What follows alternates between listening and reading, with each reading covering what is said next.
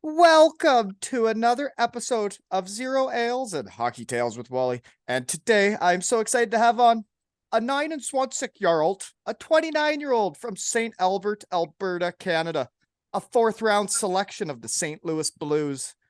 His hockey journey has taken him to Canada, the USA, Denmark, and Germany or Deutschland. Ran amok and is a legend with the St. Albert Raiders, winning D-Man of the Year and got drafted 8th overall to the dub with the Everett Silvertips. He then earned his way onto Team Pacific Canada in the under 17s, mucked around with those Silvertips for 2.5 years before they traded his ass to the Brandon Wheat Kings. And just after his third season of junior, folks, he got a taste of the AHL. Would have been so young, he might have needed a cage. He then mucked around junior for 2 more seasons before heading to the University of Calgary for a year, then dove in back into pro hockey with the rush of Rapid City. And just like yours truly, headed for Europe after 1 year in North America and spread his hockey wings with the Bulldogs of Odense, Denmark.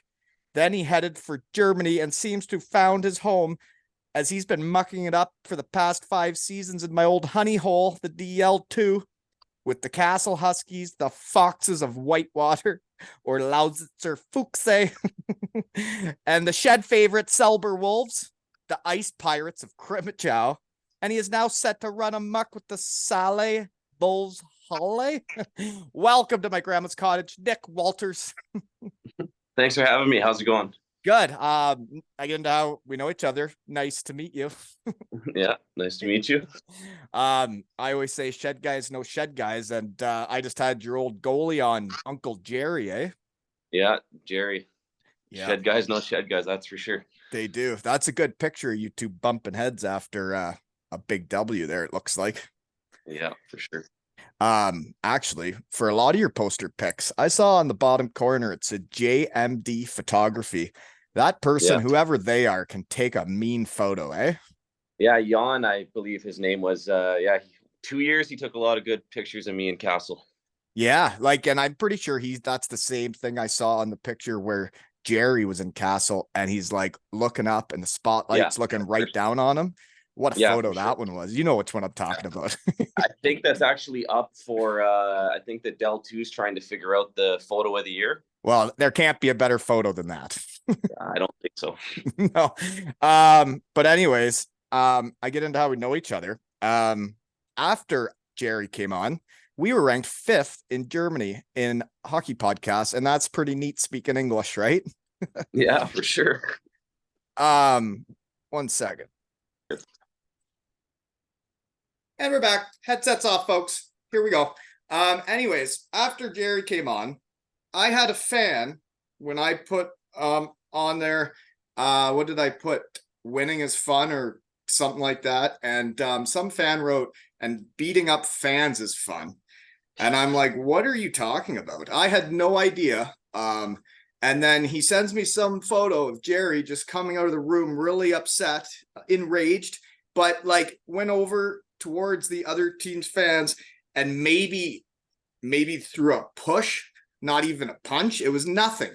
And anyways, this guy was roasting Jerry about it. And I was like, I can't comment. I've never seen the video. Then once I saw the video, I'm like, well, that's not beating up a fan. That's from what I understand, standing up for your family and your children. And then I heard the whole story and I saw the video of the guy in the crowd and I posted and I said, this is not a shed guy. The guy looked like an absolute lunatic. Yeah. Totally nuts. And the look in his eye and the way he's looking at the person that videoed that. And then when I heard what he was saying about what should happen to Jerry and what should happen to his children and what should happen to his wife, and then he finds that out in a locker room after a game. What would you do if someone's saying something like that to your kids and your wife in the crowd? Like, that is so unacceptable. We're just hockey players, and he's just out there playing hockey for the other team, you know? Well, that's what I think most hockey players could say. A lot of these people, they don't understand that, like, what we go through, right? And it's not like we're out there trying to mess something up for them. And I know they're passionate about whatever, and they're passionate about their team that they cheer for or whatever. But, at the end of the day, we're still human beings, same as, anyone else. And, I always look at it as, if you work in an office or a metal factory and whatever, we don't go to your place of work and call you out and then call your wife or children or your mom or dad or whatever out. And, so that's I don't where, understand. I don't understand how that, when I saw the guy and I saw what he was acting like, and it's like, how can you consider yourself a fan of hockey the way you're acting? You're just a lunatic. Like, you're not there to cheer on your team. You're there to just be a disgrace, really. Yeah, really. And probably, as the Germans, he probably had a couple too many cold ones, and and it can escalate from there. And but at the end of the day, if that's how you get when you're watching hockey and drinking beer, then maybe you shouldn't watch hockey and drink beer. I don't know if it was just beer, but yeah, exactly. He definitely didn't look mentally stable in the video I saw. But maybe Jerry could have, I don't know, let the team know, let the league know, but in the heat of a moment, and especially with all the adrenaline of a hockey game, and then you get sent videos and you're told what's been going on in the crowd. And yeah, he has a temper, he's a competitor, and he went out and let that person know it was unacceptable. But from what I understand, like the backlash and how the fans and German hockey fans have treated him since this incident, I think they need to give their head a shake and learn what actually went on. And I think it's embarrassing, Yeah. And I think that's what I love about this, though, is after he came on, a couple people wrote, I had a whole wrong misconception of him. He's a way better person than I realized, and blah, blah, blah. And that's what I love, is because I think there's hockey players out there that are misunderstood and they're shed guys, and fans or people have different conceptions of them just because of how they compete or whatever, Yeah, for sure. 100%. Yeah. And, like you said, it was the heat of the moment, and, that's his loved ones. Those are his kids. And, I can't say how I would react in that situation because I've never been in a situation like that. But, right. If that's my girlfriend or my mom or my dad or my siblings or whatever, I can't tell you how I'd react. Exactly. Because it's just so wrong to be bringing people's wives and kids into a hockey. It just, anyways, I better move on, right? Yeah. So anyways, how this has also happened was I was supposed to be a guest on someone else's pod today, and I woke up and then they canceled for today, and I was like, well, that's great. Now I get to hit the shed. And I messaged you right away because we messaged back and forth a bit after Jerry was on. And shed guys, no shed guys. But anyways, I thank you for stepping up. I love when I wake up in the morning and I want to chat and I want to talk hockey and get to know a hockey dude. And that you stepped up. You're a gamer. Thank you. No problem. I appreciate you having me on your podcast. Well, it's fun, and it's nice meeting a Canadian over in Germany because I may know a thing or two about it, Yeah, for sure. I saw you. How long were you in Germany? 5, 6 years? 6 years, yeah. 6 years, yeah. Yeah, 1 year I was hurt the whole year, but like, it's interesting how you leave a place, right? Like, I think Germany is a place I loved. I loved my time there. I haven't chatted with as many guys over there, probably because of the way it ended for me in Germany. If I would have only had that first year where I ran amok and we won the championship, and that was my memories of Germany, I'd probably be chatting to tons of German folks. But then when things didn't go the same way the last couple of years, it wasn't the same taste in my mouth, Yeah, for sure. And because I watched Jerry's episode on the podcast and I heard it didn't, go so well at the end for you the last couple of years. So it's too bad, because you enjoy it, so much, and you make so many relationships and friendships, and then you can kind of all just. Well, the German hockey family is small, and once you're into it, like, it's all the same guys, and it's the same guys every year, and you become part of the league and the people and the fans, and you know everything about every town and the team and the organizations, and then all of a sudden it's just over, and you head home at the end of that season. Like, I've never been back to Germany. Crazy. Yeah. So where are you now? You're in Germany. Yeah. Yeah, and I was just about to say, I'm in the middle of it, and I could imagine never not being here right now, right? Like, because I'm in the middle of it, but it's crazy. Yeah. And then you say And you how don't it think of ended, it and until you're on the other side. yeah, so yeah, and But yeah, so I'm in Germany right now. I'm in Weisswasser. oh, beautiful Uh, whitewater. yeah, that's where I met my girlfriend when I at the towards the end of the year when I played here, and yeah, Well, so you played in Weisswasser, and so watch your toes. We're gonna start dropping names, okay? Because I'm gonna show you how small the hockey world is for a guy I've never met and didn't know who you were until Jerry came on, and that's what I love about this stuff. We're all very connected. Weisswasser, your goalie was Mac Caruth. He's a shed legend and has gotten showered in Twix all over the world. He's a bit of a competitor, isn't he? yeah, Max. That would be probably a lot of people's first way to define him would be is he is a competitor. Yes, he sure is. Yeah. And I guess Weisswasser normally, if like, because I know a bit about that league, they're usually a smaller budget team and they're trying to just get into the playoffs about, right? And that's not always the funnest seasons to have. No, and like my year was the COVID year when I came here, right? So it was like Okay. I didn't even get the experience because the fans here in Weisswasser, they're awesome, right? But when I was here, empty barn everywhere we went, our barn. So yeah, my year in Weisswasser. I can't really comment towards other people's years in Weisswasser because it was the COVID season. It was kind of That's totally different. Totally different. Yeah. Is it still the really long walk to the arena from the dressing room when you were there? no, if you're the away team, no, I shouldn't say that. No, the away team, it's a normal. And the home team, we walk right out, and yeah, no, it's both. So Both you're in are the new pretty. barn. Yeah, the new barn. Yeah. So I was in I guess you'd call it the middle barn because did you ever see or hear about the old arena that was before the one I would have played in? It was an No. outdoor barn that was out back that was like just dug into the ground and the seats were the ground. And another guy was there. Actually, maybe you don't know him. Yeah, you do. Richard Gelke. Yeah, Richie. Yeah, I played with Richie in Cell also one year. Yeah, and he's from Weisswasser. Yeah, he's from Weisswasser. Yeah. Yeah, he's a shed guy too. So yeah, I know Yeah. lots of guys have been to the shed.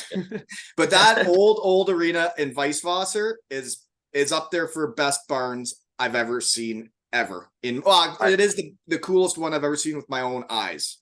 I honestly think my girlfriend's dad played in that rink because he used to play Oh, professional way back in the day. Went back in the days when it was playing Berlin 20 times or 30 times a he year. was on that team.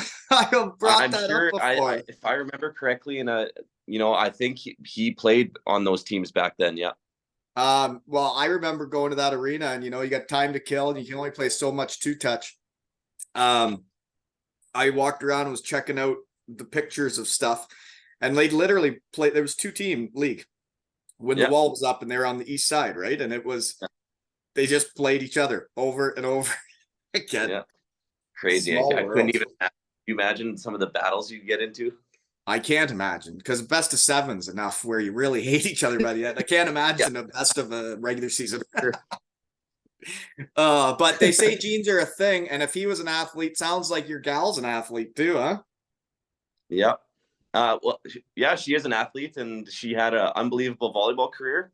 And yeah, it's crazy how it works. How I actually never thought coming to Weisswasser, Germany, that I would meet someone like her, and that we would still be together now. I think what is it going to be 3 years coming up? So Well, love is love, and hockey players are all over the world now, aren't they? Yeah, you never know when they're gonna meet, but like there's hockey guys all over Germany that went over there to play hockey and never left. yeah, Yeah. that's for sure. So yeah, she was like she was like a world champion volleyball player, right? Yes, she played 8 professional years in Germany, and then she branched as out over into France and did 2 years there, and then she did half a season, not even 3.5 months in Hungary, and ran into some that, I guess when the agent called her and talked to the team, they had the money, they had this, they had that. Yeah. She got there, They two and a didn't half have. months, no paycheck. They didn't have they played their preseason games and practice jerseys. Like, Sounds just like what happens with hockey guys. They go over to Europe and they don't know where they're going and they don't know what it's about. And they get there and realize that that's the team that's gone bankrupt 5 different times and now has a different name, right? yeah. But yeah, no, her time in when she was 8 years in Germany, I think they won 3 times the German championship, another 3 times what it was thing? called, the Champions League or something like that for volleyball and stuff like that. So, and the Yeah, so sad she was part a is though, player, eh? yeah, and then she was also on the national team for a little bit, and yeah, she was a high end, big time Yeah. women's volleyball in Germany. So then how do you two meet when you're running amok in Weisswasser? So funny. Me, Mac Cruz, one of the other imports who was there, John Martin at the time, and I don't know, one or two of maybe the young German guys. We went to one of the donair shops here in Yeah, Weisswasser, you and did. we were just sitting in line, and I was A single love at the time, story and starting in a donor shop. That is like my favorite story ever. yeah, so me and Johnny Martin were just sitting there, and just talking bullshit. Yeah. This town has no girls. There's nothing even nice to look at. Just. And then Mac goes, "Hey boys, there's actually this one pretty hot volleyball player from Weisswasser." And then me and Marty were like, "Oh yeah, who is she?" And then Mac showed us on Instagram because Mac knew her because Mac stayed the one summer here in Weisswasser to train and whatever, and he had bumped into Katarina at the gym. And I was like, "Hey Mac, what's her Instagram handle, whatever?" And then I followed her on Instagram. I sent her a direct message. She messaged me back. We messaged on You sent Instagram. her a direct message. And yeah, then I said, "Hey, this is kind of dumb. Why we're talking on Instagram all the time? Can I get your WhatsApp or your number?" And she gave it to me. We talked on WhatsApp for, I don't know, a week. Then I got the courage to ask her if she was in France, right? She was still away. Right. And I said, "Hey, like, maybe do you want to FaceTime one night, when you're done with volleyball?" And she said, "Yeah." And then we FaceTimed and we talked basically for 2 months over this like WhatsApp and whatever. And then she came back to Weisswasser. And you had I never was met in person. never met in person. And yeah, This is a love story. We got yeah, donors involved. We got FaceTime. yeah, she came over to the apartment. I cooked her dinner, glass of wine, and we talked, and it was really awesome. And then the rest is history. So, can du sprechen ein bisschen Deutsch? Very ein bisschen Deutsch. So, you guys speak English together then? Yeah, and it's lucky for me because she is a volleyball player in the volleyball world, same as hockey. English is the #1 language. So yeah. She spoke really good English, right? Yeah, and the German guys I hung out with, their English was awesome, right? Yeah. Yeah. It's well, that's a cool story. And Yeah. and now you're in Weisswasser in the summertime, eh? So did you even go home? No, this is my first summer that I will not be going back to North America. Oh dear, love is love, eh? Yeah. Yeah, that's for sure. So when do you gotta like start training camp? Because Germans are crazy when it comes to training camps. I used to have to be there at the start of July a couple times, like July 1st. That's your whole summer. Yeah, that's right when summer's getting good. Well, and I had been to the finals the year before, so I literally had like no summer. It was nuts. Crazy. Yeah, and so in Halle, we're starting this year. August 21st is the first day of training camp for us. Well, that's not bad. Sounds like So, that's way better than what I've been through. So you want to hear some more small, let's drop some more names on your toes. For your team this year, you're gonna have Patrick Schmid. Played with him in Bietigheim. Great dude. I've been trying to get him in the shed for a while now. He toys with me. yeah, Yeah. nice. I think he said he'd come on one day, and then sometimes we just haven't made it work yet. But he's a shed guy. He's a dandy. You'll like him. Well, once I get there and I get to know him, I'll tell him. If he hasn't been on yet, then Give I'll him a nudge him. nudge. Give him a nudge. Tell him to get in the shed, right? Yeah.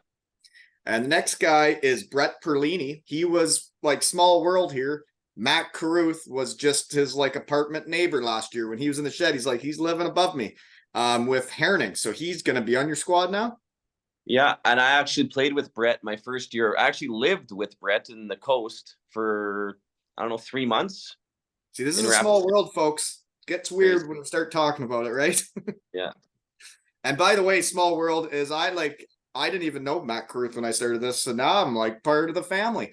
His old man sent me Jackson Hole Moose swag. I got a jacket, pants, a hat. I'm wearing my Jackson Hole Moose pants right now. And it's pretty neat what's come out of the shed from chatting around. And now I know all these cool dudes, you know?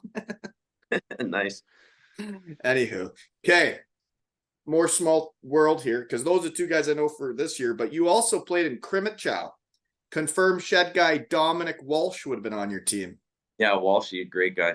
Walshy's a beauty, eh? He was just a young punk when I played with him in Hellbron. And then I think since that year, he has been in Krimitchow ever since. Yeah, I remember I was because he's from where's he from? Ingolstadt or Iserlohn or something. And I remember asking, I was like, hey, Walshy, like, you've been here 10 years now. Did you ever think back when you came? He said, Wally, I came here. I was 24 years old. I thought it was going to be a 1, maybe 2 year thing. And then he met his, at the time, girlfriend. The And gal, then love is love. It'll now bite the guys everywhere. Daughter, and it's crazy.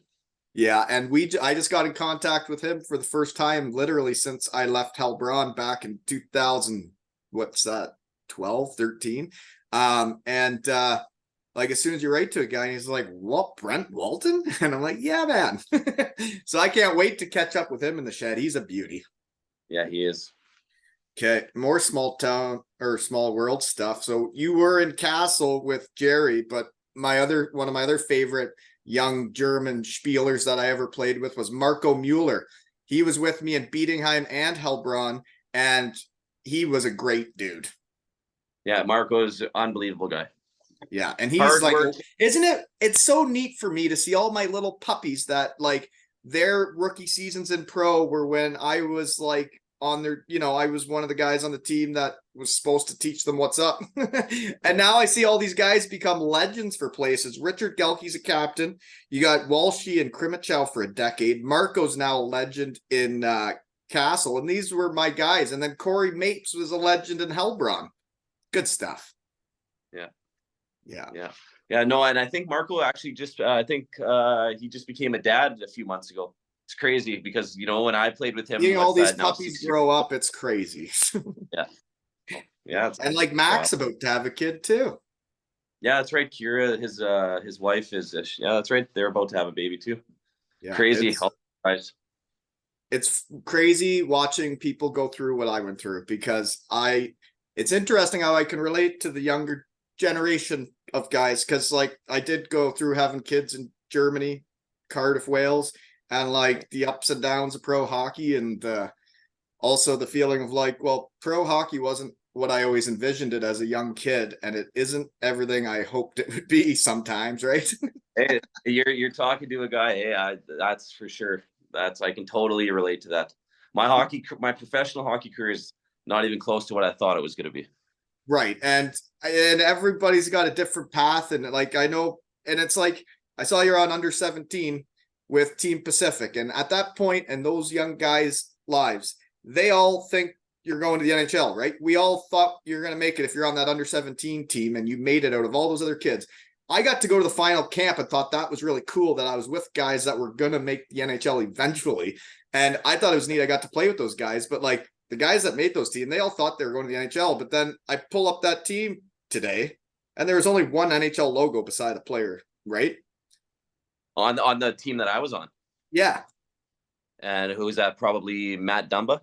Or because he hasn't signed, he didn't have it, but it was actually Morgan Riley. So it's the two of them. Yeah, Morgan Riley. Yeah, I know it's crazy.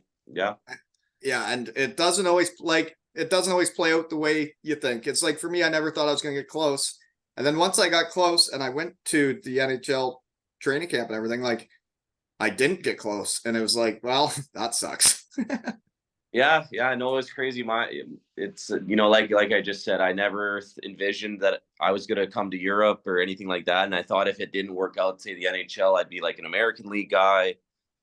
But And well, we can just go with this flow then. Is you did get drafted fourth round to St. Louis. It doesn't look like you signed an actual contract. It looks like you probably signed one of those tryout contracts at the end of your third year in the Dub, which you're young then, eh?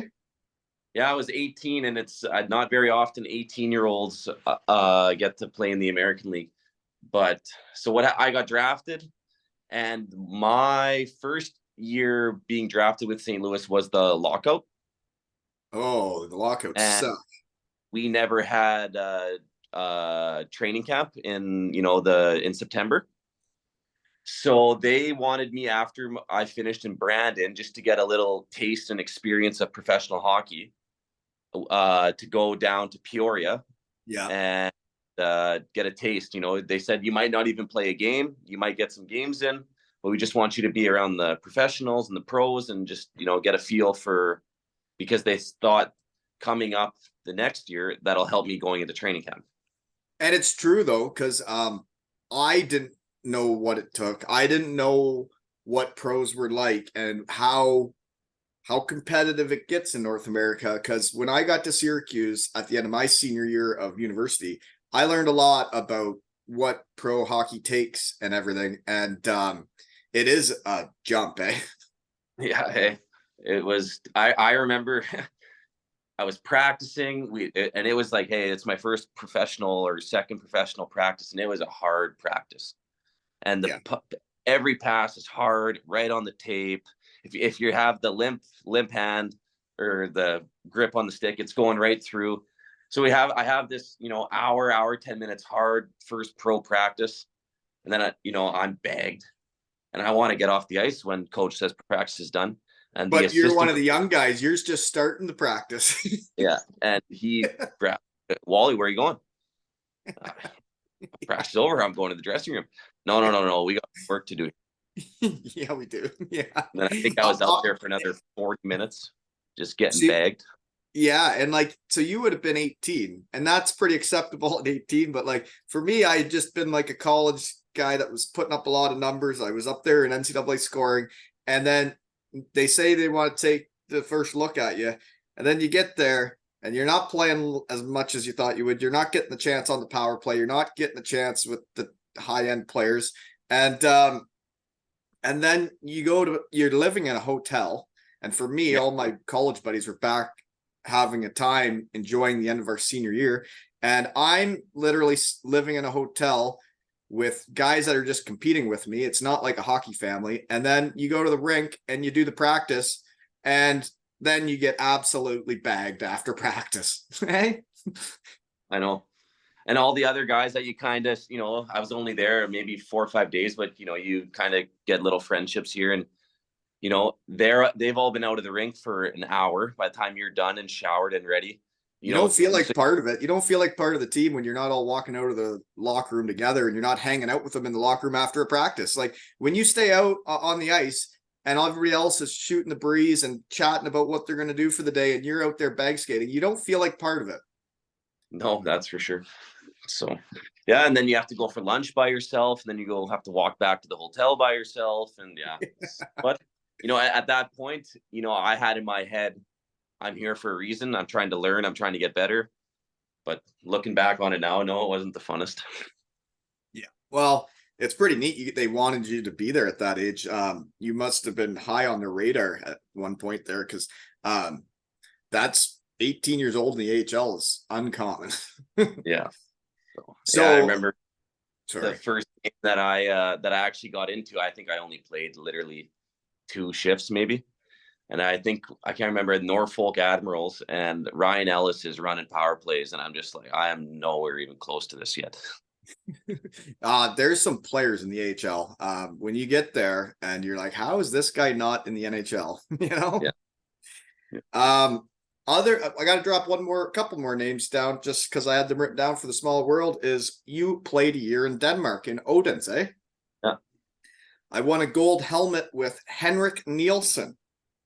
Hank, yeah. He was a young fellow when I played with him. He'd mucker up on the third, fourth line and just give her, eh? He would muck it up out there. Yeah, he's a hard-nosed Danish Viking. Yeah, that's right. And he's a good dude, and I won with him, and you never forget the teammates you win with. That's for sure. You know. No. Other guy, Dale Mitchell. He's a confirmed shed guy that we haven't figured out the timing yet because we're both busy. But he's living not too far away from here, and he just won the Sutherland Cup as a head coach around here.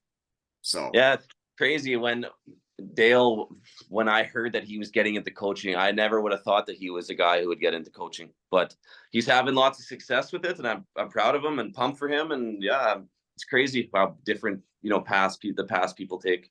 So you didn't think he'd be a coach? For me, I didn't have the confidence in myself when I left the game to be a head coach, and it was doing it with teams that I got more confidence coaching kids. And it's interesting when you get more confidence, you can do more things and you believe in yourself more. And it's the same in hockey, right? You have to believe in yourself or it doesn't work. Yeah, that's for sure. Mm-hmm. But he seems like he's doing a hell of a job being a head coach. And the quote that stuck with me, that he said, like, because he runs development camps in the summers, he does all sides of hockey. But when he was going to the Southern Cup finals, I said, I won it 20 years ago and we still have a group chat. And I said, go get him. And he said, they talk a lot about development with young kids, he says, but I think winning breeds something different. And I couldn't agree more. Learning how to win and winning stuff, like those kids will be friends for life. It builds different relationships. It gives you a deeper love of the game. There's so much to winning that I think he gets, Yeah, for sure. 100%. I couldn't agree more. I mean, I learned the most from my second year in Kassel. We were an unbelievable team. The only thing that sucked about it, we couldn't do the playoffs because COVID hit, but that was for me the best team that I had ever been a part of. And no one cared, who about the goals. You just cared who won. Ice time, who scored. Everyone just came to the rink every single day, wanting to work, wanting to the best out of each other. We all cared for each other, and yeah, it was the best. That was the best experience of a hockey team that I have ever had. And that sounds exactly like what a team needs to win. So then what happened that season? Looked like you guys only played 3 playoff games. COVID happened. Oh, yuck. Really? Yeah. So my first year in Kassel, I think we finished 6th or 7th. We played the pre-playoffs. We lost. Then I came back the second year. We had a wagon of a team. Like I'm telling you, we would have won. I honestly believe we're going to win the championship. In Germany, when they decide to go for a championship and they pour in the money, you can build some squads. The Bietigheim Steelers know that from 2009. So yeah, and then we get when the playoffs start, because there's always the pre-playoffs, you always get like a week break. So we got a 2-day break, and my dad was actually visiting. First time my dad ever got over to Germany. Watched the last 2 regular season games. First time my dad seen me play pro hockey in probably since the coast, 3 years, 4 years. That's crazy. Gets there, we go to Berlin. We have a really nice day and a half in Berlin. Come back, we get to the rink to start practice. We find out season's canceled. Basically, all the North American guys, you guys got to get home as fast as you can because we don't know what the border situation is. And this was in Kassel. Yeah. So that was the team that had the best chemistry and that nobody cared. That was just a team. Out of how many years pro have I played now? Going into 8. Out of 8 years, that was the closest team and I truly believe we were going to win the championship that year. And to me, what's interesting is when you do win in Germany and the community and the fans embrace those players forever for winning. Like if you guys do get to play those playoffs and you do end up winning it, I bet you Jerry Kuhn's still their goalie. Yeah, for sure. 100%. I agree with that. Yeah, yeah. And you know, And then you get it taken away from you without even getting to compete. That's brutal.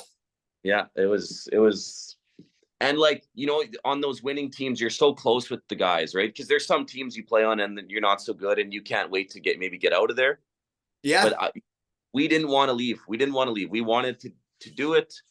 And I then we do were know just what you mean. told everyone, and the North American guys, you guys got to get out. And it was like we didn't even have time to even celebrate, that year that we had the regular season. We just were And, told. and team there, I've never seen the same team twice ever anywhere in hockey. There's never the same team twice. Oh, and I remember my exit meeting with the coach, and I said, "Hey, I really think this is a team, and I would love to come back because I didn't have the another year contract." And I told him, I said, "Hey, I would love to come back. I really think this is the group that can do it." And he just straight up looked at me and said, "Wally, I appreciate everything you've done here the last 2 years. It's been awesome. I really like you as a player, love you as a person, but we're not interested in having you back." Is that And Rico so that was that. Rossi? No, that was Tim Keller. Oh, that's tough to hear, Rico, right? uh, It's yeah, tough to it's tough to hear stuff like that. It was like I always say at the end of my career, I had some bitter taste in my mouth over the game at some teams. And yeah, Denmark, when like I signed a 1 year deal, but like I got a young family and you're trying to find a home in Europe where you're not moving around too much, especially when you got kids involved. And you sign the 1 year deal and you go there and prove you can do it. And you finish second league in scoring and win the championship. And I go in for my exit meeting and they're like, "You're a great guy. You're a great player. You're this, you're that." And it's like, "But we don't want you back." And it's like, huh? why not? And like I remember walking out to my car and standing there with my hands over my head, like, what? Like, what do I do now? I got like I think we had a bun in the oven and Colby was little, and I was like, "Oh my god, like we have to move again." Well, and that's gotta be crazy because for you would probably have felt like you did what you're supposed to do. You Exactly. Yeah. you, you won the championship. You were putting up points. Why wouldn't they want you back? And that's when I was like, I'm in my head, it toys with you, right? You're like, am I the bad guy? Am I the bad guy in the room? Like, what? And it toys with you. And then actually the next year I had this revelation. I was struggling in Cardiff. I wasn't playing well. Confidence was low. And I wasn't playing much because I wasn't playing well. And then I remember sitting there on the bench and I'm thinking, I'm going to get my MBA. This seems like it's my last year of hockey because I ain't doing very well in the UK league. And I realized I'm like, if this is how I'm going out and having fun. I don't care anymore. I'm going to go out and just enjoy the game. And I went out the next shift and did a backhand slap shot pass between my legs, like fake slap shot, and then hit it with the backhand to a guy in the power play when I was at the top of the umbrella. And nobody said anything to me because it went to the guy.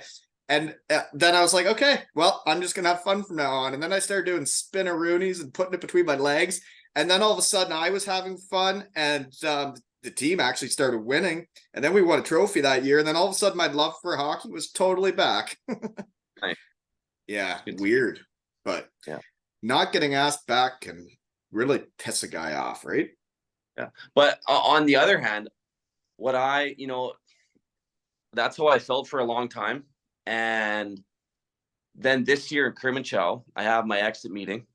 And the coach tells me, we had a good talk, really good, and then he tells me, "So Wally, about next year, we're interested, but we're not sure, and I have my priority list, and you're kind of so I totally understand if you have other things and you sign somewhere else, but anyways." And then I find out over Instagram, Nick Walters, Jasper Lindstrom, Tyler Grun will no longer be playing for the Ice Proton. So going back to Kassel, at least I can respect the fact that he looked me in the eyes and he told you me, right to your face. Yeah. I that's what I can respect, because the way that it ended in Kermanchow is, they kind of told me they weren't sure. We liked you. It was a pleasure working with you. I can see working with you again. And then a month later, and then all of a sudden, that's not what they're saying. And they didn't tell you to, yeah. I do know what that's like, because when I was in Husky there in Denmark, and we are freshly won the championship. I think I had like a point a game in playoffs. Like, and we win the championship and I'm second in the league in the regular season. And then they tell me they don't want me back to my face, which that's cool. I knew right off the hop I needed to find a new job. But then, like, to me, I don't think that needs to hit elite prospects immediately after I just won a championship that says Brent Walton to unknown. And then there's an article saying we're not having this guy back next year when I just won a championship for you, you know? Yeah, sometimes I just think sometimes it can just be more professional, like Yeah. just Like they don't need to have an article saying I'm not coming back. Like, give me some time to help me find a job. Like, yeah. if you like me, and like, I don't think that needs to go out there right away for any teams listening to me right now, right? Because it's my shed and I can say whatever I want. I don't think you should do it if you like the guy. If you hated the guy and you really don't like him, send it out there to unknown, right? Yeah. That's crazy. Some of the things that go on in hockey. It really is. And that's when pro hockey sometimes isn't everything it's cut out to be. But to me, when I look back on it now, especially since I've started this, is all of these, I guess, losses in my life, I considered them at the time. When a team wouldn't want me back, I would take it very personally, as a player and as a person. And then I realize now it's given me the opportunity to meet all these people and play all over the world and understand all these different leagues and countries. And if I wouldn't have had those losses, right, then I wouldn't have the Shed family I do, right? Yeah, 100%. I agree with that. And I bet you're going to enjoy playing Solly Bowls with Schmitty, right? Yeah, I'm super excited. And when this whole thing came about and I was signing there, they had legit interest in me, told me that, they've had their eye on me for a while. They weren't sure if I wanted to stay in the Del 2 or come down. And yeah, they and everything, and dealing now with apartments, and my girlfriend's starting a job here 3 weeks before we actually have to be there, and talking to them, is it okay if we can move into the apartment early? Everything with them has been totally professional. They've been nothing but awesome to me. And that's great to hear. And I love to hear stuff like that. And it also, as a hockey player, it's always nice to feel wanted, right? Yeah, 100%. And yeah, for the Oberliga, they want to move up. They want to put their so best. They're putting in money and they're trying to build a squad, and that winning games is way more fun than the opposite, right? And I've been on some teams that didn't win a lot of games. Well, when you're in Krimitchow and vice versa, you're kind of signing up for it. Well, I signed up for the year the Selb Wolves when right. They had just won the Oberliga. And then when I signed there, it was going to be their first year in the Del 2. And we had COVID problems. I remember we went into Ravensburg, second place team in the league. We have 9 players and our backup goaltender. And they have their full squad, both goalies, rolling 4 lines. We got spanked 13-2, I think.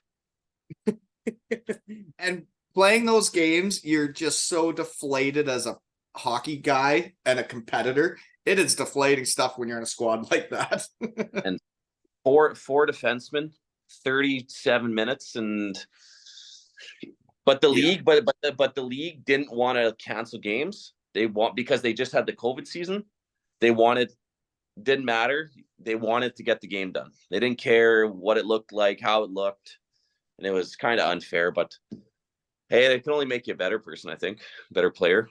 Yeah, well, there's interesting stuff that goes on in Germany when it comes to stuff like that. Like, COVID would have been different, but I remember a year when I was in Landshut, my first year, Landsberg's in the league and they basically go bankrupt, and every one of their imports, we were good players, but like I was doing well too, but like their team goes bankrupt somewhat around Christmas. So all the imports leave. They all go to the DL. And I'm like, wow, these players all got to the DL like mid-season from a second league team. Like, they were all good, but like some of them stayed in the DL then for a decade because they finally got their chance. And that team played the rest of the season with no imports. and they would just get smashed by everybody because their top Germans had left too because they didn't have money. And literally, like, you're playing them, and you're like, how do you get up for a game like this? Because you didn't. It was a bloodbath every time. Yeah, I've been a part of a few of those, that's for sure. Yeah, there's some dumpster fires when the money problems come, you know. So where is Solly Bowls Holly? Where is it? It's about from the city center of Leipzig to the city center of Halle would be, with the traffic, maybe 40 minutes. Leipzig. I can't even picture where that is. Leipzig. Do you know where Dresden is? Yes. Okay, so you're up more north. Yeah, so it's like kind of like the next state over. It's kind of like right in the middle of the of the northern maybe part. Yeah. Yeah. But Okay. yeah, for I anyone, didn't get up that way that much. I went to Dresden for a weekend, which was awesome. I also stayed over in Krimichow for a night with Doug Andrus, shed guy. We stayed over after a game. And anyways, we get in the Krimichow arena. That's quite the spot. So for Krimichow, it would be from Krimichow, it'd be like an hour from Krimichow, hour and 10 minutes from Krimichow. Yeah, so I got an idea where you're at then. So what do you know what the barn's like where you're going? Can't be as cold as Krimichow. No, yeah, it's actually I think it's a newer barn. It's called the Sparkasse Ice Dome. And yeah, it's the ice dome. What I can remember, we played a preseason game there when I was in Kassel, and I don't have to worry about this anymore. The away dressing room wasn't maybe the greatest, but from what I've heard and knowing guys, they told me that the dressing room's really nice. The fans are awesome. It's loud. They treat you really well. They have a good training staff. They have a athletic coach. They have physio. Like, I've heard nothing but good things when it comes to Halle. And it's interesting when you get to Germany and at the start of seasons, it's very clear who's supposed to be at the top of the table and who's supposed to be at the middle and who's supposed to be at the bottom. And when you go to a team that's trying to be at the top, they treat it differently. And it's refreshing to be going to a team that's trying to get to the second league, right?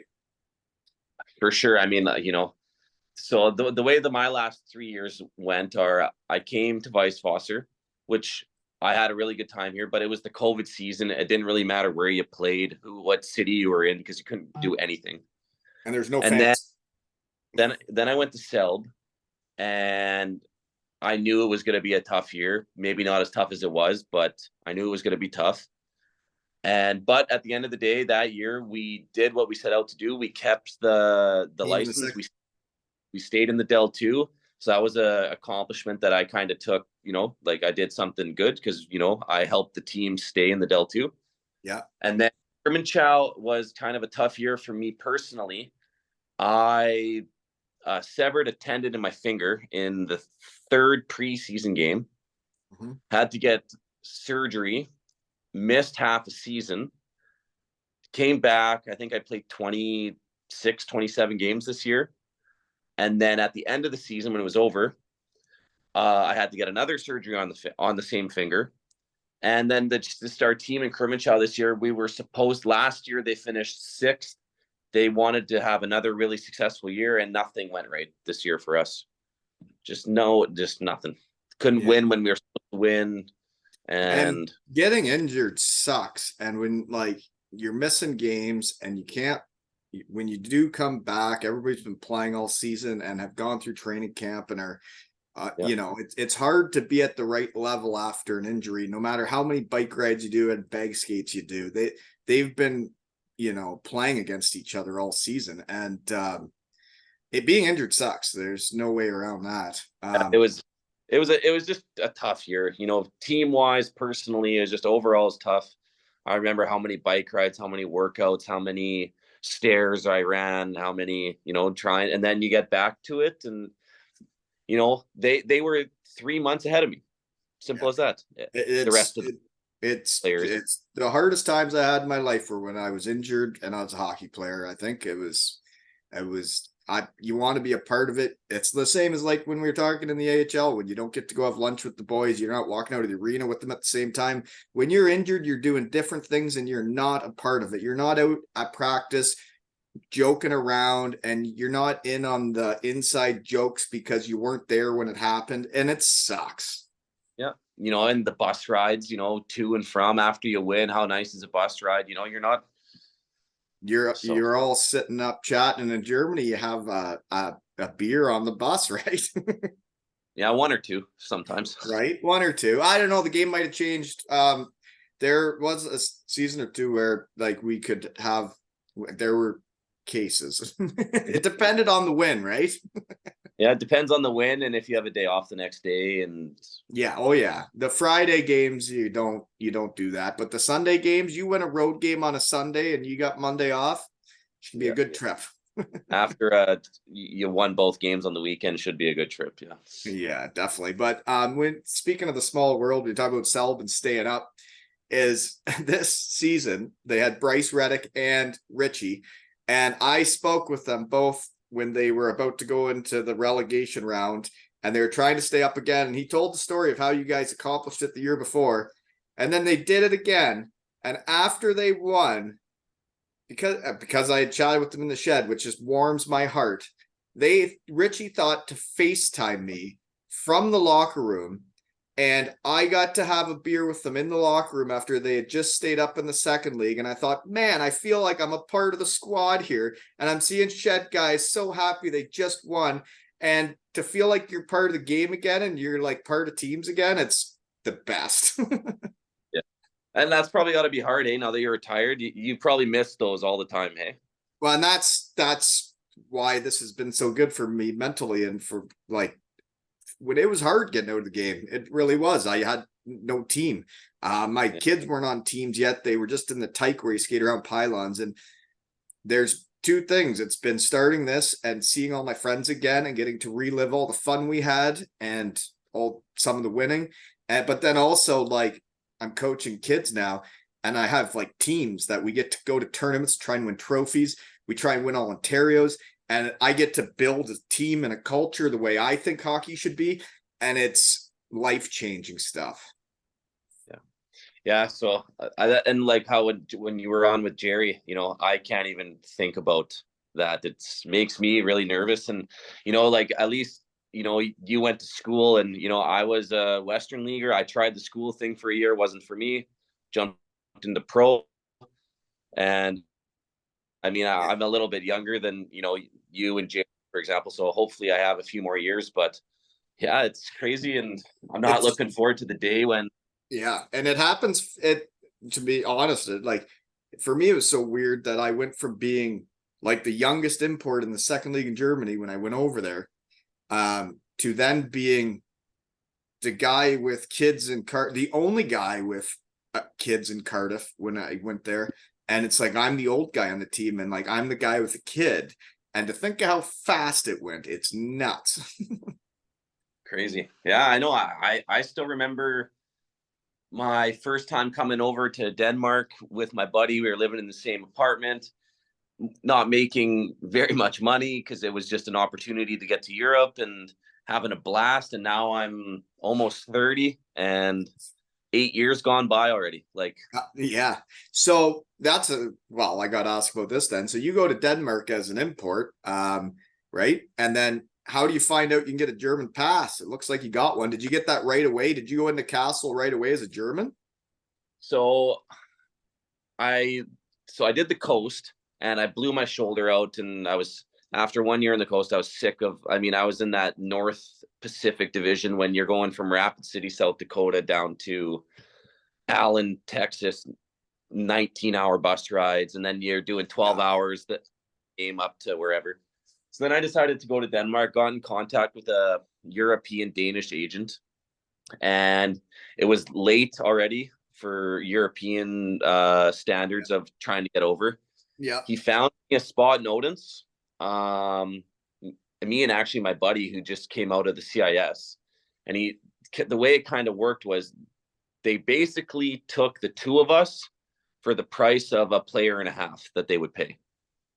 So, but it was an opportunity and I got to come over. So I'm sitting there having a really good year. First time in Europe. I'm enjoying it. And then I talked to my agent, just checking in at around Christmas time, New Year's time. And he's asking me how I'm like in Europe. And I said, I love it. And I love Denmark, but it's cool for me because I'm so close to Germany. That's where my ancestors are. That's where my grandma was born. He goes, oh, wait a moment. Yeah. Oh yeah. Your grandma was born in Germany? I'm like, yeah. He goes, hey, well, I have to set you up with an immigration lawyer and you got to get on the phone with your grandma and you have to see if she has any old documents and passports and birth certificates. Yeah. Like right now. Yeah. And I was like, so basically, yeah. And then I got hooked up with a immigration lawyer. My grandma, because it made it so much easier because the immigration lawyer probably could have found them, but my grandma had them. So it saved a lot of money and time. Yeah. And immigration lawyer took everything that we had and we found a team through my agent, Kassel, who was willing to also speed up the process. Rico Rossi was the guy who actually pushed it. And yes, I think it was 6-7 months later, I had a German passport. That's cool. And it's small world. Rico Rossi was my coach in Hellbron. I've had him on here. We had one of those exit meetings that was difficult in my life. That was the time I left Germany. But he is a competitor. He wanted to win, and he has since. I know he won in Kassel, and then he also has won in like Romania, right? When I had him on, but he is a competitor, and getting people to help you pull things off like that, right? Like you don't know what you're doing. It's like the end of your career, folks. Free ads for the hockey players that don't know this is when you're done, if you haven't played so many months in Germany, you can collect your pension. And if you don't, it can sit there and you never know about it. If you play over, I was right at the borderline at 6 years. So if you play over that, you can't collect it till you're 65. But if you play under that, you can get a fella to help you or people to help you, and you can collect your pension right then from your time in Germany, and it can really help you out start life, right? Sure, yeah, 100%. So, and it depends what your plans are, where you are. Some people might want to save it and keep, collect that money when you're 65, and some people might say, I want it right now.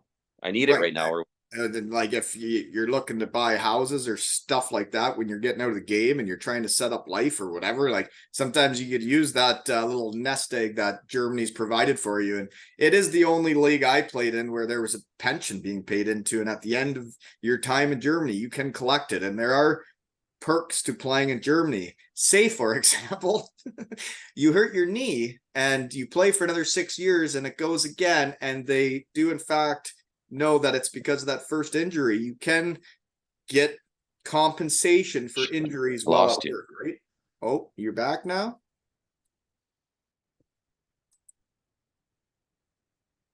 But anyways, Germany does have perks when it comes to the other side of the game and being protected if you have a career-ending injury and things like that, right? I'm sure you've for heard sure, about 100%. because I remember going to Denmark. I went to Denmark because I'd heard about it in Germany for 6 years, and that's my experience in Europe. And I go to Denmark and I'm like, so what happens? Say you blow your knee out, you blow your shoulder out, your elbow out, and your career's over.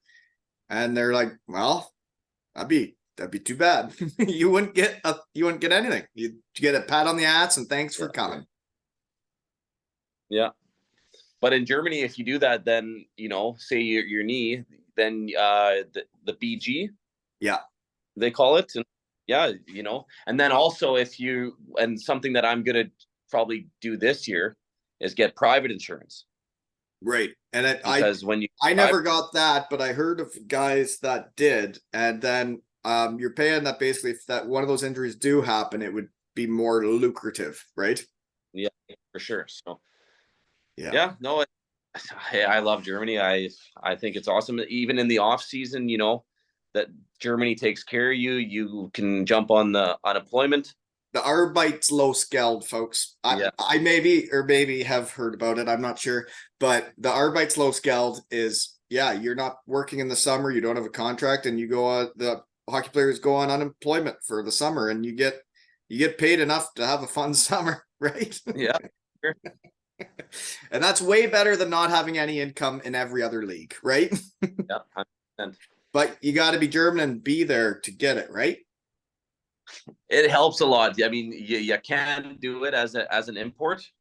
It just takes a little more paperwork, a little bit more phone calls and Yeah, talking, but easier if you're German. Yeah. I agree. Okay, so poster picks. Looks like you got a flexi stick. What's your flex? That thing looks like it flexes easy. 100, 105. Really? That's what that doesn't sound that I thought it was flexier the way it was snapping in a couple of Oh, years. I'm hard on sticks, though. I go through so many sticks. Right. Yeah. I could tell they were bending when you were going to pass. So then the other poster pick, was that your mom then that made it overseas to see you? Yeah. My mom, other than the 2 COVID seasons, she has been to Denmark. She's been 2 years to Kassel. Vice Foster didn't come because of COVID. Sel didn't come because of COVID. And then Krimitschau. So yeah, my mom tries to come every single year. Yeah, and it's memories, right? Because it's places they usually wouldn't have gone in their life. Like my parents going to Cardiff, they didn't know what Cardiff was. That's exactly They'd never been to Germany. They would have never gone to Germany probably, and then you get to have that experience with them, right? exactly. And you know, it's so cool for me to see, and I really wish my grandparents who are really German, they can speak German, everything. They never got the chance to come over. Right. So Yeah. I think it's so cool for my mom, even my dad, my sister's been, my brother's been already. They've come to visit me. Those are if I would have never have jumped over here, Yeah. it wouldn't give them a reason. My sister before she did a European trip, but it doesn't give them a reason to come more often. Oh yeah. And then like it is more fun when you go places and you have friends to hang out with and you show up and like my old man would come, my parents would come, my sister would come, and you got your crew of buddies that you're like, let's go out for dinner together, and then you become a big hockey family. Yeah, Mhm. 100%. Anywho, other poster picks was Team Canada. You're playing hockey in a Team Canada jersey. That was I went down to Australia and did the what was it called? The Ice Hockey Classic run by Kerry Goulet, if you know who that is. I don't. He tries to put on every year. It's to build the game in Australia, the game of hockey. And it's all word of mouth and but Getting yeah, invited and knowing people. Yeah. I had the opportunity. My buddy called me that I actually hadn't talked to in probably 2 or 3 years, and he just said, "Hey, Wally, what are you doing this summer? You want to go to Australia for 16 days? Flights paid, hotels paid, per diem every day." Yep. Yeah, why not? For sure. So yeah, Yeah. and we went down there. We played. I think it was one game in Brisbane, 2 games in Sydney, and 1 game in Melbourne. And you got to go enjoy all those towns in between matches, right? Yeah, yeah, and Did you that's eat literally kangaroo? that's literally all we did. We didn't practice. We literally just played the games. Did you eat kangaroo? Oh, yeah, I had a kangaroo burger. I've heard about these things. How was it? Good. It's a little different, but at the end of the day, it's still a burger for me. It was nothing crazy. Okay. So what's your favorite German meal then? Because I love German food. People wonder why I got fat and asked to kindly leave. Well, you're feeding me too good of food and beer. My favorite, probably just your simple schnitzel with an egg on top, Oh, uh, boiled potatoes, and a salad. It's simple, it's easy, but I don't know. you're are you talking an egg on top of a schnitzel? Yeah, like a sunny side up egg On a on schnitzel? top of schnitzel. I've never had that. There's a lot of ways Yeah, to schnitzel. I've never schnitzeled like that. yeah, yeah. I don't know. I went to a restaurant and it's actually a pretty common thing. Huh. Here's I've another weird with this, and I actually had it for the first time this summer. My girlfriend's mom made it. Mashed potatoes yeah. with 2 sunny side up eggs on it. On mashed potatoes. And I never, So is that a breakfast meal? Is that for Frühstück? No, that's Mittagessen. Mittagessen, genau. Yeah. Aber Yeah. nicht für Abendessen. No, and hey, I always like to try things once, and I tried it. Yeah. Hey, it's a great meal. Interesting. Is there anything else on the plate other than the 2 eggs and the mashed potatoes? Nope, that's lunch. Sounds good. Yeah. I'm gonna see. You learn from other people, folks. That's hockey, right? Yeah. That's how it works. You go over to these places and you learn a lot of stuff about how other people live life, and there's a lot of different ways to do things, and not everybody already has it right, you know? Yeah. What else do I got? There's a picture of you for your poster pics. You're playing for Seld, and you're absolutely crushing a guy. Hit or fight? Hit. Yeah, I've had a couple. That's part of my game. I like to hit. It's always been part of my game. So there's always usually a few pictures of me hitting guys. So, well, that one you were really bearing the guy. I hit a few guys, and it always goes a different way. But sometimes when you really hit a guy clean, it can feel good, right? Yeah, especially when it doesn't hurt you. Exactly. Yeah, it's when they know it's coming. I always liked hitting a guy that didn't see me coming. I'd like to sneak up on him, Yeah, those are awesome because it's all nice when you hit a guy, and you knock him over. But when you go back to the bench and you're just like, your shoulder's not right, your ribs aren't right, and you're breathing a little funny. Yeah. And you're like, why did I do that? I wouldn't feel like this now. Right. Sure. Other poster pick is you skating with your gal then, and it looks like a sweet barn outdoor. Where's that? That's in Krimenchow. We had that's the Krimenchow barn with the forest in the background. I always talk about it. Yeah, you're playing hockey and you can see the forest. Yeah. It's actually it's cold, but really in the winter in Krimenchow, it's really during the day when all the trees have the snow on them and you see the spruce trees. It's actually really beautiful. Yeah, I could picture that. I always enjoyed when it would be really cold and the fans would actually still be topless, hitting drums and drinking Glühwein all night long. Yeah. Go Ice Pirates, right? That's a cold barn and your fans can still get topless. Good for you guys. That's being a gamer, right? Okay, so what else? I'm jumping all around now, but the other poster pick was you coming out. I think it was Seld, and they got like pyrotechnics. They got the flames coming out. They were getting introduced in Germany can really get your blood flowing, right? When the fans chant your name and the light, it can be pretty exciting to go out and play hockey, right? Yeah, especially like I don't know what the exact word is, but the fan section when they're, like you said, they're doing their drums and they're into it. Yeah, and they go like Nick, and then the whole crowd yells Walters, for example. Then it can really be up for a game. I totally agree. And then the other poster pick I got that goes with that is that's pregame. After the game, there's a poster pick of you guys out. You got your shoulder pads off and you're waiting for the fans to tell you what you're going to do, and you do your big celebration on the ice. Isn't it interesting going back on the ice in Germany? Yeah, there's sometimes you don't want to do it.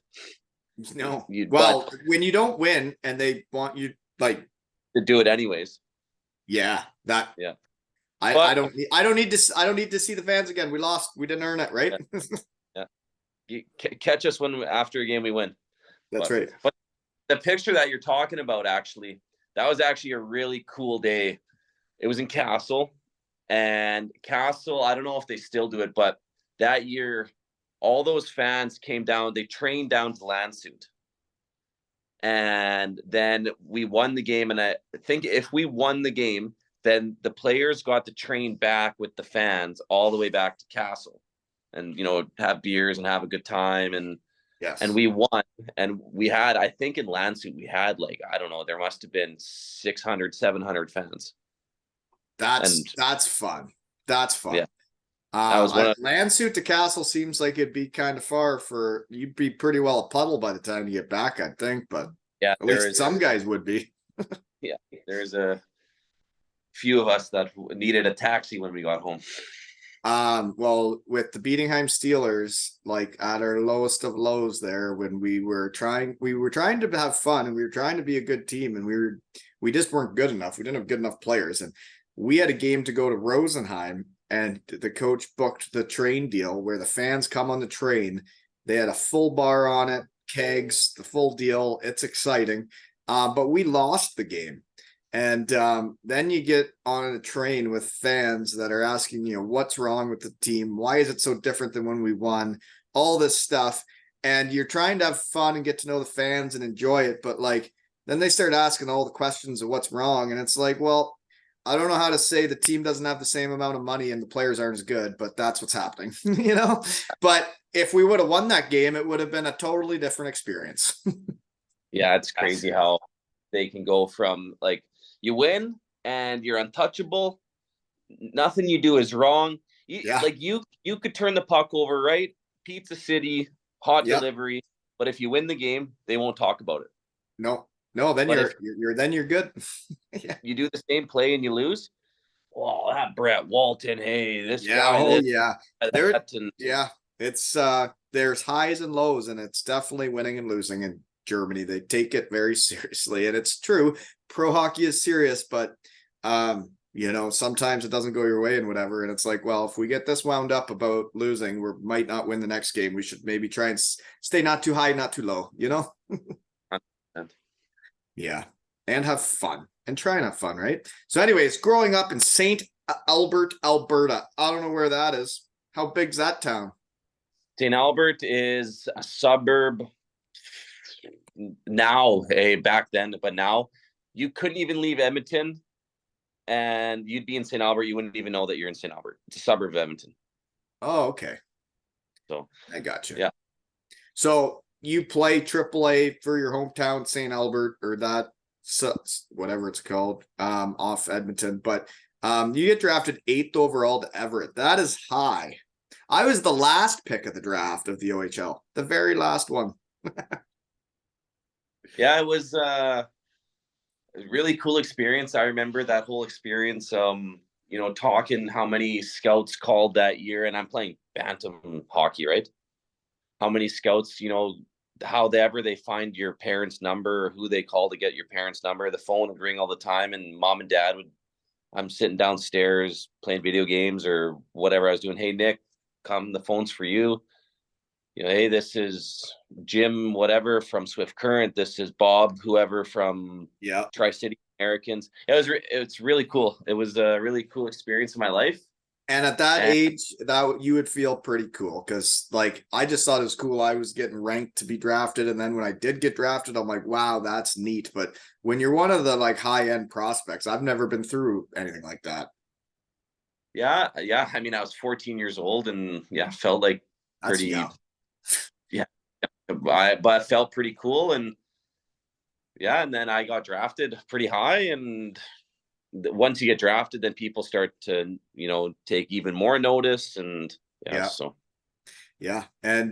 would have been a pretty big day then to make that Team Pacific Canada, right?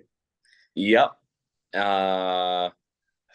Dude, that's a long time ago. I'm trying to think where. And I was actually really lucky. Me and my teammate in Everett, we both got to go, and we actually lived together. Me and my teammate, we lived together. So when we got the call, we got it at the same time. What's his name? Yari Eriksson. He doesn't play hockey anymore. He had concussion problems at the end of his junior career, and that's tough. He great hockey player, and just had concussion problems. And after I think his 19-year-old season, he shut her down, and haven't really talked to him. And I think he's from Prince George, British Columbia, up north British Columbia, and he just works a normal job now. And we all? When we got the call, we got it together, and we thought it was super cool that we got to go and do this thing together. And no, that would be really cool. I couldn't imagine making Team Ontario when I was trying out for it. Like we had Spezza, Derek Roy, and all these guys, and I'm out there trying out with them. I'm like, this is neat, Anyways, but the thing I was going to say about your special day there when you guys are out on the ice and you're going out to see the fans again is back when I played hockey, I had a big blue Nokia Handy is what they call it in Germany for a cell phone. And I had this big Nokia phone that like the only game on it was the worm game where you get a dot around the screen. And I couldn't take videos of the fans and stuff on the ice, but some of those nights, if I could have taken a video of what was going on the ice and shared it with people in Canada, they would not believe what fans and hockey is like in Germany and some of the things you do after a game and a win, right? Yeah. I mean, like the worm, like talking about the worm on your phone. We've done the worm where you grab all the nickels or whatever, and yeah, the worm, or as other people on this has referred it to as the caterpillar, where the whole team gets together and you grab the guy's heels in front of you. I personally think that's the stupidest one I've ever seen. I feel like a donkey doing it. But I feel like a donkey quite a bit. And you know what? Fun is fun. And if that's what they think is fun, we'll do it. But I don't see the fun in that. The favorite things I saw were when goalies could do like somersaults or flips and stuff on their skates, or like do this cool stuff where you get a guy pretending to kayak down the ice or belly slide. People had fun after you won in Germany, right? And it would have been cool to have a phone to video it. Yeah. And, and to show your kids, for example, a first person view of what you got to experience. Yes. Doing that. And I'm actually winning the second league and beating him. I'm actually really glad social media wasn't a thing, because I got pickled. Yeah, I could get away from you the second day, folks. Winning is exhausting. Yeah. But there is no social media, so it's good, right? So anyways, your OHL, or not OHL, WHL career, then you get to Everett. Is the team all right, or how's it go? Because when you're a young, probably underager, and that's a young age to start junior hockey with like 20-year-olds, right? Yeah, so my first year I was 16, and the rule was, I don't know if it still is, back when I played in junior, when you made the team at 16, or if the team was going to take a 16-year-old, you had to make sure that that player got in 42 out of the 72 games. So if the team was going to take a 16-year-old, then he had to play 42 games. And so I think I got that year 48, but there was a lot of games. And I had my head coach that year, my first year, was Craig Hartsburg. Yeah. And he was old school, hard nose, and he didn't love young guys. Really, he didn't. But I got into 48 games. I learned a lot that year, and then I came back my second year. We had a new coach. Craig went up to the back to the NHL, and the new coach came in, and he really believed in me, and I had a really good year. It also helped me, I think, a lot to get drafted. We had Ryan Murray on our team. Yeah, he went overall in the NHL draft that year. I remember when he was on the World Juniors. Yeah. And so we always had a lot of scouts in our rinks because scouts there to watch him. But I had a really good year, and I fought whoever I could fight, and I hit whoever I could hit, and I shoot the puck as much as I could, and had a decent year for me points wise. And and I ended up catching some eyes, and I ended up getting drafted. Yeah, 4th round. And so you do some fighting too then. That's a little bit more uncommon in Germany. In junior hockey, I used to really enjoy fighting. And then once I moved over, you enjoyed it. You'd have like a smile on your face, like, this is fun. Because I know guys that enjoy fighting. Well, I mean, the way that I got into a lot of my fights is hitting guys. My favorite player growing up was Dion Phaneuf. Okay, so you're having some collisions on the ice then. And then those usually would turn into, after you blow a guy up, into someone jumping you or something like that. So and then had a really good year, got drafted, went back to Everett for my 18-year-old season, and the GM who drafted me in the first round and everything, he got fired. The new GM came in, cleaned house, and brings in his guys. Yep. Traded me across in the Western League, across the world, to Brandon, Manitoba, from Seattle. Basically, Everett is in Seattle, and then traded me all the way to Manitoba. Farthest team that I could have got traded to. And got to play for Kelly McCrimmon, who's now the GM of the Vegas Golden Knights. And isn't it cool seeing guys that were your coaches and that, like, you respect, do good things in hockey? Yeah, it's crazy. And Yeah, the Toronto Maple Leafs. The Toronto Maple Leafs just hired my Daytona Beach Bomber coach. It was the last year he was a head coach. He went into pro scouting with Penguins after that, but the Toronto Maple Leafs just hired a Daytona Beach Bomber as their assistant GM, and that's cool because I feel like I can almost be a part of that because I was part of the team that went to the finals with Dayton Bombers that were going bankrupt, and we had fun and we still found a way to win. And that helps change that guy's career and gets him more opportunities. And then you see a good guy that was my most influential coach get a position like that is just heartwarming, you know?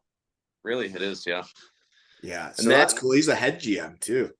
Your guy. and the next year he 20 games into the season, he ends up trading me to Lethbridge in my signing year. And this was the year that Lethbridge was the worst team in the whole Canadian Hockey League. When you're into your signing year, which is a big year in junior hockey, they traded you to the worst team. Worst team in the whole, not just the Western League, the OHL, and the Q. The worst team. Oh, that's a tough day when you get traded there, eh? The part of the reason I truly believe I didn't end up signing with St. Louis. Yeah. Because when you're on good, decent teams or really good teams, that really helps you when you're winning and you win games.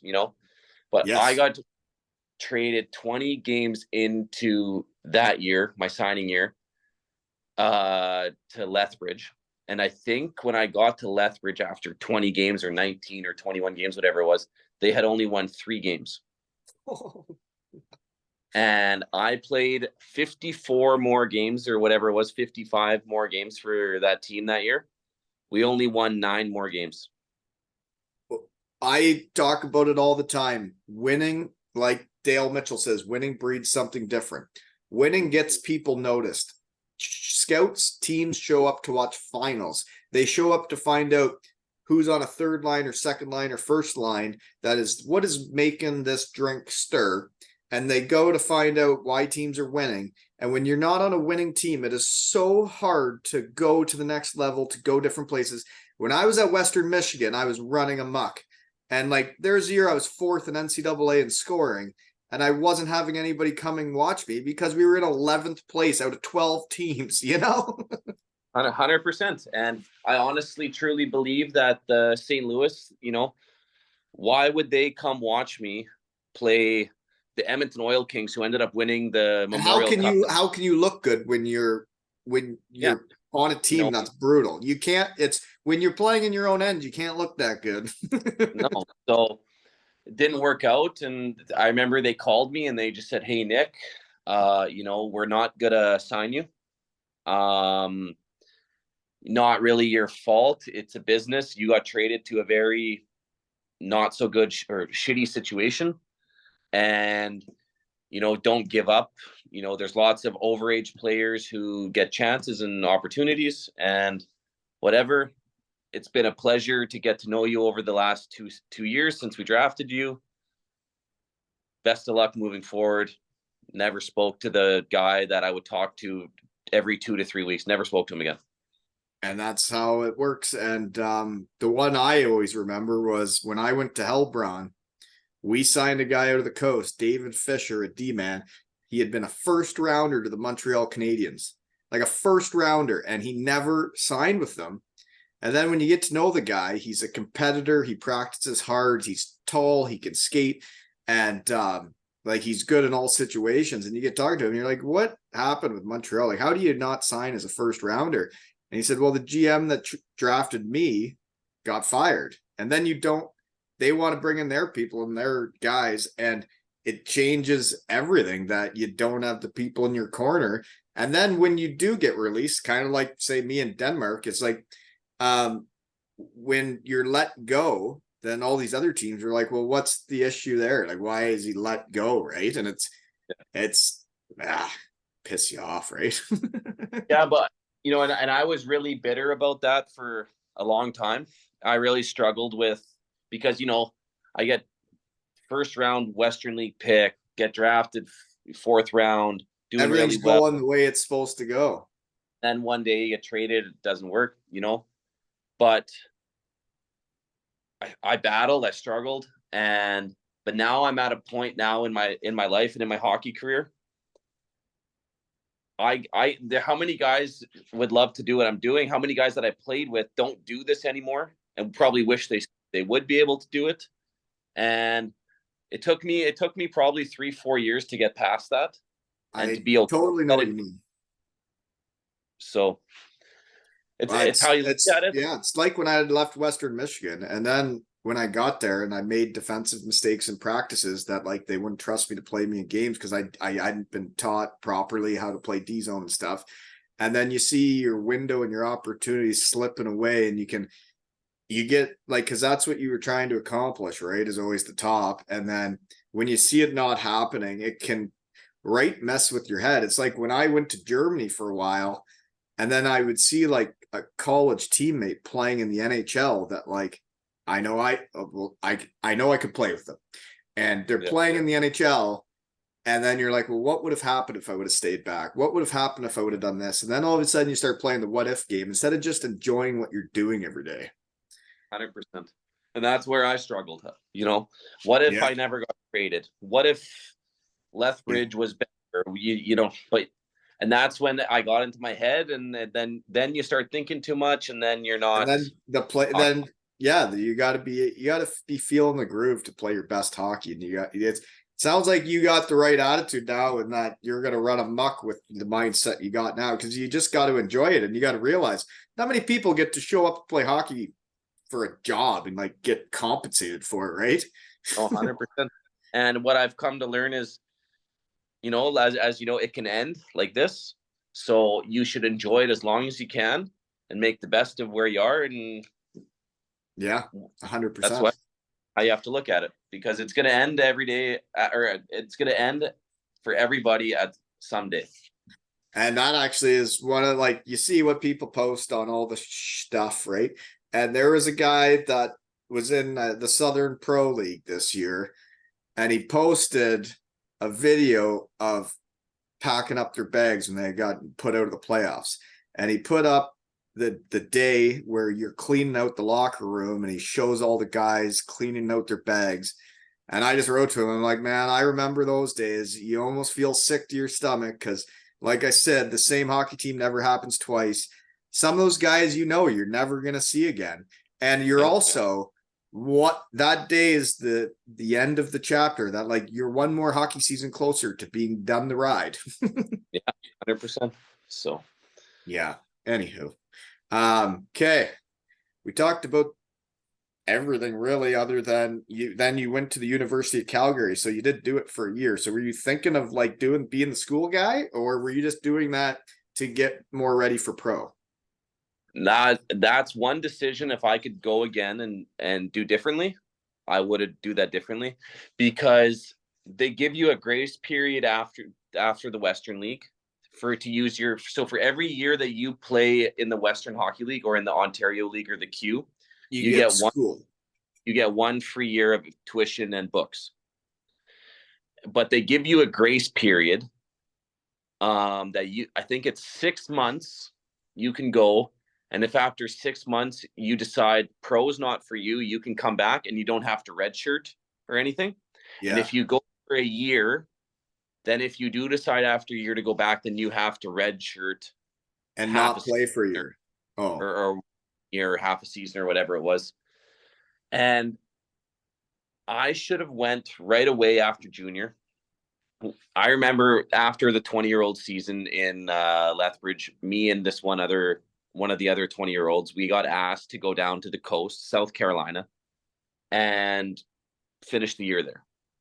And it had been such a long 2 years there in Lethbridge after everything I had just talked about. Yeah, losing sucks, and that'd be exhausting, losing every game. And I just said, I'm not going. And then that summer, then the university they see the 20-year-olds that aren't under contract to pro, and then they start talking or calling, and they want to talk to you. And then, I went home that summer, and I have the University of Alberta, University of Calgary, University of Regina, University of maybe, I don't know, Lethbridge. They all want you to come play, and they'll whatever. And my parents and everybody, they said, you should go to school. You can Yeah. still play hockey, still go to school, and it'll be a good opportunity. You get your education, you're going to be better for it. But I listened to them. I said, yeah, 100%, you guys are right. But if I should have went and played pro, and I should have seen what the East Coast is all about before going to school. Just Because when I went to school, I always said in my head, I can always go back to pro. yeah. Yeah. I always go do that again. So when I went into school, I didn't go in with a very good mindset, Yeah. and it was my first time not living with You weren't anybody. fully committed. Yeah. No, I was not, and it was my first time. My own apartment, roommate. We had no rules. We had no curfew. Had way too much fun, and not enough serious about school. And where I think if I would have So went, after junior, when you have curfews and you're probably living with billets and stuff, right? It's like you're held accountable by someone else. And then it's yeah, probably your first year where you're like, I get to make these own decisions, like when I go to bed, right? yeah, yeah. So and I was pissed off at the world too Yeah. because it didn't work out, and I just tried to have as much fun as I could when I could. Yeah. And yeah, so but we all have, things that we could do differently, and it's something that I would, but that's in the And past. And it's all part of the path you go down, right? And it's like, yeah, if I would have known, if I would have known what pro was like going to that AHL at the end of my senior year, like I would have had to not have any fun with my teammates when the season ended. I would have had to find some ice. The Broncos would have had to get me ice time so I could keep skating to be ready to go. And I didn't realize it was going to take 2 weeks to go. And then I haven't skated in 2 weeks and I'm jumping into an AHL game. It's like, if I would have known what it was like, and that's what you're saying is like, you didn't know what the coast is like. You didn't realize how not fun it can be, right? yeah, 19-hour bus rides and stinky time machines, and yeah, it's Yeah, guys farting and yeah, it's like you got to be the right age, and they got the young yeah, guys in there now, right? And yeah, it's I don't know, it's not I don't the coast. The odd person can make it a career, not many can. Which actually, your 4 games in the AHL, small world. Derek Nesbitt was on that team. Was he there for your 4 games? yeah, Nesby? for sure. Yeah, Yeah, he's a I shed mean, guy. He's been on. He's now he's a coach in the coast after playing like 20 years in the coast, right? Like that's wild. He embraced the grind. he's down in Atlanta, right? Yeah. Yeah, yeah. I mean, that was such a long time ago, and I just remember if I remember correctly, he's just a hard worker. Like you said, he enjoyed it. He enjoyed the minor grind. Well, he's a gamer. He's a grinder, but like he had all the tools to play in any league, and he was just an all around. He gave her. He was a winner. He knew what it was about. He still does. Yeah. Yeah. Anyways, let's see what else I got here.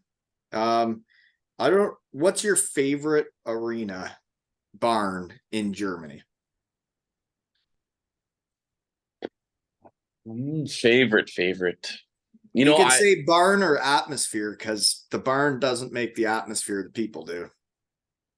so I really used to like playing in Bietigheim Yeah. when they were in the Dell 2 my first 2 years, 3 years, and then they moved up to the Dell, and now they're back in the Dell 2. Yeah. But I enjoyed Bietigheim. I loved playing in Kassel as a Kassel Husky. I really Yes. enjoyed it. I Yeah. hated Kassel as an away team. I've never played for Kassel, so I only have one experience, and it was awful playing there. It was so hard. The fans they were giving her, and they're into it, and it was a very hard place to play, especially when they have a stacked squad that's going for a championship. That was where we lost in the finals and overtime. I don't want. Yeah. Yeah. Mm-hmm. So yeah, probably. And then I think I always liked playing in Landshut. Landshut's a great spot. I heard they dulled up their barn and it's up real Oh yeah, nice. lots of money, and it used to be kind of out of an outdoor rink, and now it's an indoor rink. They have a nice little jumbotron. They have like kind of like the side video, like kind of like the NHL does, and it's Ah, really nice. wild. Yeah, to think of what it was like when I played there, and then I see pictures of the same arena now. I personally think that's what hockey should do is refurb the existing arenas instead of building brand new ones that all look the same. When you have an old barn and then you fix her up a bit and you keep it going, that's awesome, and it keeps the history. And that's what Kassel's doing right now. Kassel, because when I played there, we had those old wood boards that if it felt like getting hit into like a brick wall. Yeah, And since I left Kassel, they started doing renovations, and I think they've put like I would think I don't know 10 million euro into it, and it's an jeez. unbelievable place. It's the same shell from the outside. The shell is the same, but you go inside and it's beautiful. That's cool to hear. Yeah, that's awesome. Um, yeah, I mentioned the Cell fans. I saw them when they won relegation. It was really neat to go in that locker room that night, though. And then, like when I do something like that, then all of a sudden I start cheering for that team. Just because Richard's their captain, right? Yeah. Well, I don't know what else I really got. It's been great getting to know you, though. And I Yeah. say, shed guys know shed guys, and like everybody has an interesting path and different ways of things going. And I it's great to hear you're still enjoying being a hockey player and loving it. And playing in Germany it made hockey fun again for me, for the most part. I loved the culture and the room most seasons. I had a couple tough ones, but like most of the time when teams are teams in Germany and you're going out for lunches together, even hitting beer tents together, or whatever else it is the funnest time ever, really. Yeah. I mean, you probably know this better because you're done hockey now, but I don't think I'll ever live this again. You you, know. you don't appreciate it. Like I didn't appreciate living in Germany. I didn't appreciate the history, the culture, the things I was getting to see every day, the food I was getting to eat every day, the experience I was getting. I was just playing and trying my hardest, and you're living, but like it is something special to get to be over there for 8 months and you're making money and playing the game you love and getting to know the world, right? Yeah. Experience new cultures, and it's awesome. It really is. So you should enjoy And I yourself, and you may and as I well win an Oberliga championship, right? that's what I'm really trying to do this year. It's I think the rankings or whatever you want to call them. We're supposed to be one of the better teams this year, so I'm just It's over all the how moon it comes excited. together, though, right? It's like how the Yeah, guys mix. It's like it's yeah. all For depends the different people you have on team whether or not it's going to work. Yeah. So, no, just knowing that though and going into it, I'm excited for the opportunity, and we'll see how it goes. Yeah. Well, go. What are they called? The Bulls, the Sully Bulls, Yeah. Sully Yeah. Bulls, Halle. Go them, right? Yeah. The city is Halle, and then Sale is the river that goes through Halle. That makes sense. And they're the Bulls Yeah. that go through that river, Yeah. Halle. Yeah. Well, now I'm gonna be keeping an eye on how you guys are doing, and that's what I love about this is getting to know guys. And then, like my whole thing about watching hockey is keeping up with hockey is people I like and know, and it's like I have a hard time watching a hockey game where I don't know anybody. Yeah. And this gets me more invested in hockey again, and it makes me feel like part of the game again. So thanks for stepping up on late notice and coming on because it's been great. Made my day No, better. yeah, I appreciate it, and thank you for having me. And yeah, it was a really fun time. My first podcast, and never thought I'd be in Germany doing my first hockey podcast. Tell you that for free. That's fun, and it is cool. Like when everybody was leaving the cottage to go do something, and I was like, well, I'm gonna try and book a pod for lunchtime then if you guys are gone. And then to be able to write to you and you say, yep, I'll step up. It's like that's how teams win, and that's how this works, and it makes my day better. So thank you for making the time. And you made my day better too. So we'll leave it on that. And this has been another episode of Zero Ales and Hockey Tales with the Wallies.